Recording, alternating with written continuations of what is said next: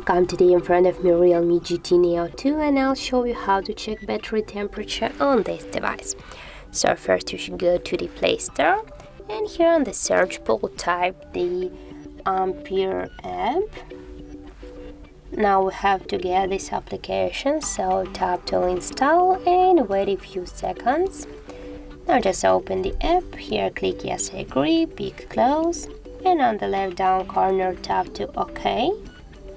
And now as can you see, we got here our battery temperature, that's 29.9 degrees.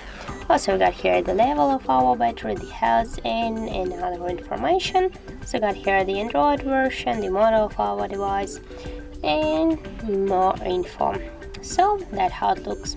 If you found this video helpful, leave like, comment and subscribe our channel.